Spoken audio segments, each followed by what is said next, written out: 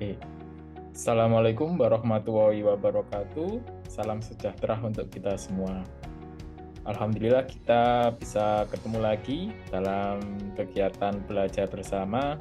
Kali ini kita akan membahas tentang konsep dasar konten kreator, di mana konten kreator saat ini menjadi suatu profesi yang cukup menjanjikan di era digital saat ini. Banyak bermunculan talent-talent muda atau banyak bermunculan orang-orang yang berbakat menghasilkan sebuah karya, bahkan menghasilkan pundi-pundi uang dari menjadi sebuah konten kreator. Tapi sebelum kita menjadi konten kreator, kita perlu mengetahui apa sih yang mendasari tentang makna dari konten kreator itu sendiri. Konten kreator itu merupakan suatu kontribusi di mana kita memberikan informasi ke media apapun dan terutama media digital untuk pengguna dalam suatu konteks tertentu. Jadi, konten kreator itu merupakan bentuk pemberian informasi ke audiens dengan menggunakan media, dengan menggunakan perantara, khususnya media digital, dan ada muatan materi tertentu yang ingin disampaikan. Dalam arti lain, konten kreator merupakan sesuatu yang ingin diekspresikan melalui beberapa media, seperti pidato, kemudian menulis, berbagai seni, untuk mengekspresikan diri, mendistribusikan informasi, melakukan pemasaran, atau publikasi. Kemudian bentuk tanggung jawab dalam pembuatan konten ini adalah bagaimana pemeliharaan, kemudian pembaharuan konten situs web, blogging, penulisan artikel, fotografi, komentar daring, pemeliharaan akun media sosial, dan penyuntingan serta distribusi media digital.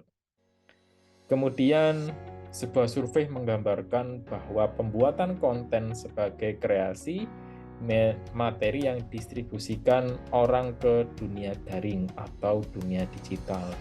Jadi, kita harus pahami tentang apa sih yang disebut konten kreator. Itu merupakan suatu kegiatan di mana kita bisa mengekspresikan apa yang ada di dalam pikiran kita, apa yang ada di dalam diri kita, dengan menggunakan beberapa cara, beberapa alat. Kemudian tujuannya untuk apa? Untuk memberikan informasi, kemudian untuk melakukan publikasi, untuk melakukan penjualan, dan sebagainya.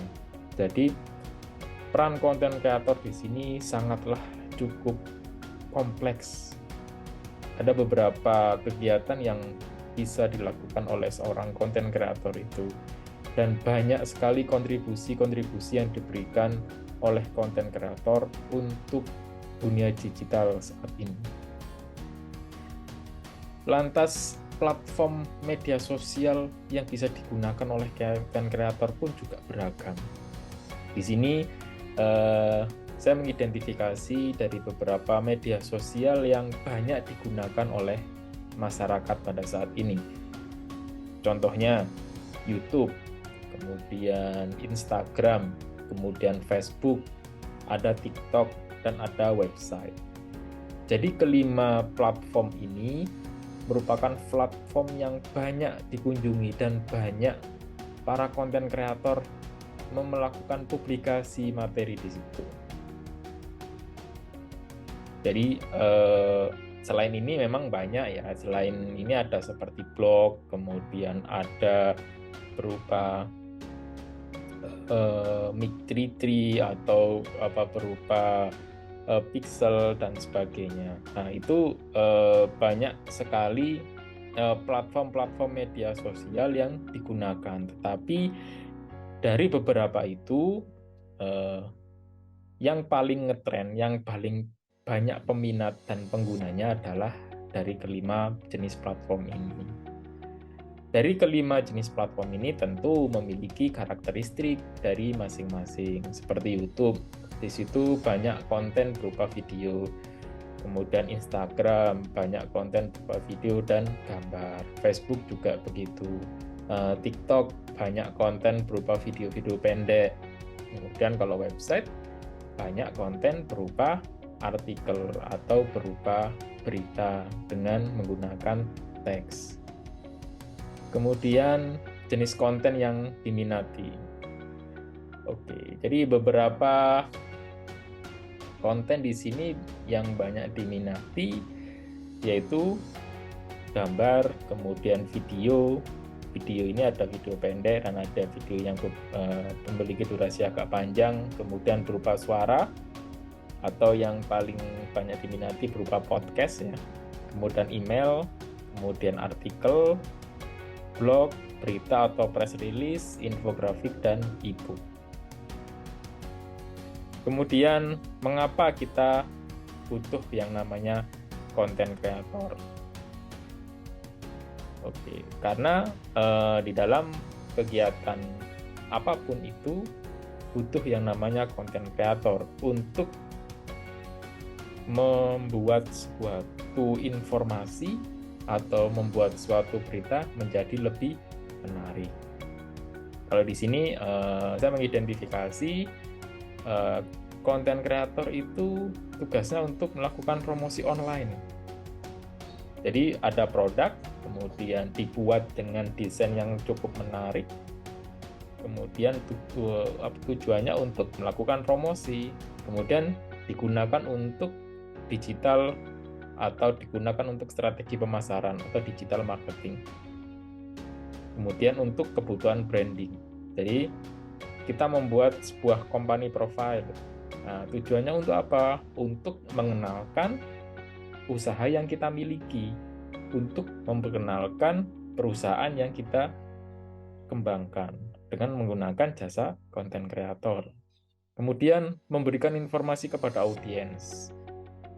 Ada beberapa informasi yang perlu disampaikan, ada beberapa berita yang perlu disampaikan agar audiens atau pengguna atau yang melihat konten itu merasa bahwa konten itu penting, maka perlu didesain. Nah, desain itu adalah tugas dari konten kreator. Kemudian media komunikasi dengan audiens. Jadi ketika ada informasi yang sudah diberikan, pasti akan muncul beberapa pro dan kontra. Ada muncul beberapa argumen-argumen dari para masyarakat digital atau di sini disebut dengan netizen. Oke, maka seorang konten kreator lah yang menjembatani antara perusahaan tersebut atau bidang usaha tersebut dengan audiensnya atau dengan calon penggunanya. Kemudian tugas konten kreator antara lain yaitu mengumpulkan ide serta data, kemudian melakukan riset untuk membuat konsep yang akan dijadikan sebuah konten. Jadi sebelum kita melakukan produksi sebuah konten, pastilah kita harus melakukan studi pendahuluan. Tujuannya untuk apa? Ya untuk agar informasi itu tepat kepada pengguna, baik itu materi yang disampaikan maupun cara seperti apa yang disampaikan. Contohnya seperti ini.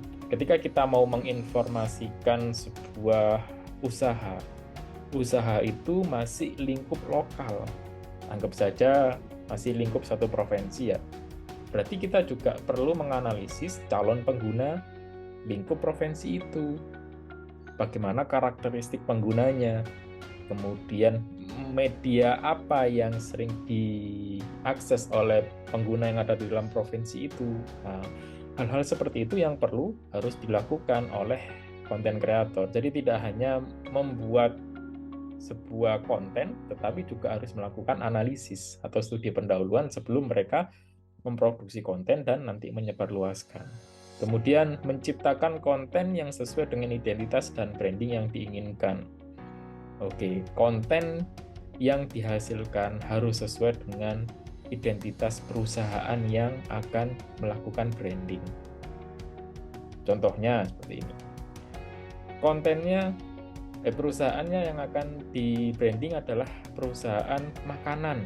Maka kita di dalam membuat konten pasti tidak jauh dari makanan, dari pewarnaan, kemudian gambar-gambar yang menarik, kemudian kalimat yang mendukung dan sebagainya. Itu perlu dilakukan hal-hal untuk memberikan identitas sesuai dengan apa yang akan kita branding.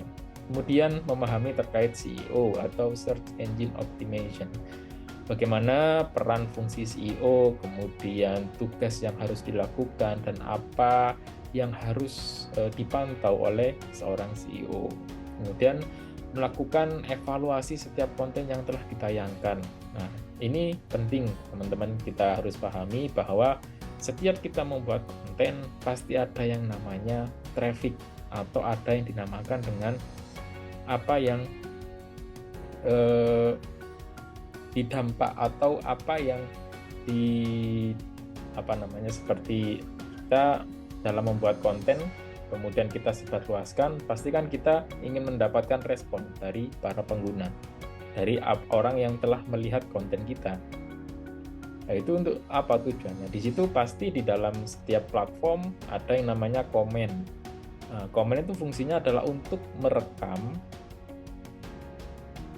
argumen atau komentar dari para pelihat atau para audiens. Apa yang perlu ditambahkan, mungkin ada beberapa yang belum disampaikan dan sebagainya. Jadi tugas konten kreator tidak hanya membuat video kemudian mempublikasikan, tetapi tetap memantau video atau produk yang diinformasikan. Kemudian selalu update dengan segala hal yang terjadi dalam industri. Nah, ini fungsinya adalah untuk mengupdate konten-konten yang kita kembangkan. Kemudian menghasilkan konten yang benar-benar sesuai dengan identitas dan branding yang diinginkan juga berkualitas. Nah, penting bagaimana kita menghasilkan suatu konten yang memang sesuai dengan identitas perusahaan yang kita bangun, kemudian perusahaan yang menyewa jasa konten kreator itu, agar menghasilkan suatu informasi yang sangat menarik dan bermanfaat untuk audiens. Oke, itu materi tentang konsep dasar dari konten kreator. Nanti teman-teman bisa melihat atau mendengarkan podcast yang kami lampirkan linknya di dalam bahan ajar.